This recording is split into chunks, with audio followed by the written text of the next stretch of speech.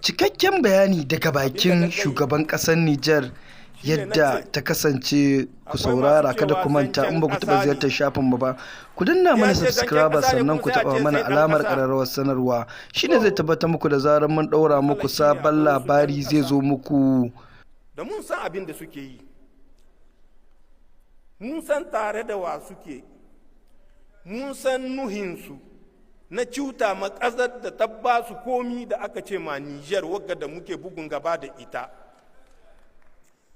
Suna hita lokaci zuwa lokaci suna amsowa ga ƙasashen nan da ke sa su gaba.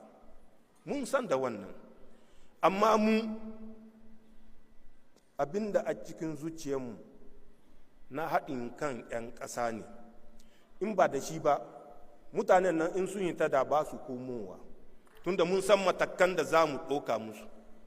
Amma matakan da duk za mu ɗoka musu ba bai yi matakan da Allah ya ɗoka musu ba. Mun san Allah ya ɗoka musu matakai, kuma insha Allah za su ba da sakamako rana ba da sakamako. Ƙasarmu Nijar ita a saman komi, rayuwarmu ba komi ba ne in dai ƙasarmu ce muke yi ma. Kenan wannan ya kamata ya kama hankalin kowa, a san da ba son zuciya ba ne, ba son rai ba ne.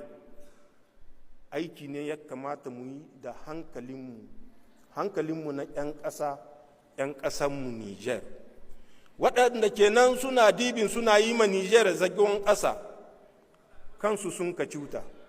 Allah ya tona musu asiri tun yaushe, ku ne abba ku sani ba. Su ne kuke gani in mun yi magana sai su juya ta. Ku da kanku ku yi lissahi, duka waɗanda ke juya maganarmu suna cikin wannan jerin da na gai. Mun san mutane da abin da sun kai milkin gada mun ka tunkure, sun amshi kuɗi, sun cuta ma 'yan uwarsu kurdai na societe civil. Ba su karewa waɗanda sun ka amshi kuɗi sun ka je sun ka yi ma abokan gwagwarmayarsu zagon ƙasa. Yau su ne kake gani suna tashi suna ɓaɓatu. Ni na san da su, Allah ya san da su, wannan ya isa.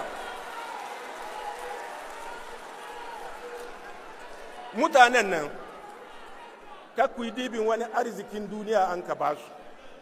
Na ga waɗanda an ka ba jika 200, na ga waɗanda an ka ba miliyon, na ga waɗanda an ka ba miliyon 2, na ga waɗanda an ka ba miliyon 4, don su cuci ƙasarsu, don su cuci abokan gwagwarmayarsu. Mun san da wannan, amma matsayinmu ba ta yiwuwa mu hito mu ce wane da wane da wane da wane, don abin sai nyamai ta ɓarke, nyamai ɓarkewa za ta yi. Wani sakamako sai Allah ya yi ma Nijar sakamako. Mu duka 'yan ƙasa ya kamata mu roƙi ƙasarmu Nijar gafara, don duka muna da laifi. Mu mun ka bari an ka cuta ma ƙasarmu, muna ji muna gani. Ɗazu na gayi na ce gyado sai ku, shi ne ya ce in ka ga mutum ya mari aljani ya zo ya zamna ko ya kwanta hankalin shi kwance bayan matar shi, to ka tabbata da wannan mutumin bai da hankali. Shi ya ce akwai wani tuni baya, amma ni na san da mutumin bai da hankali ne.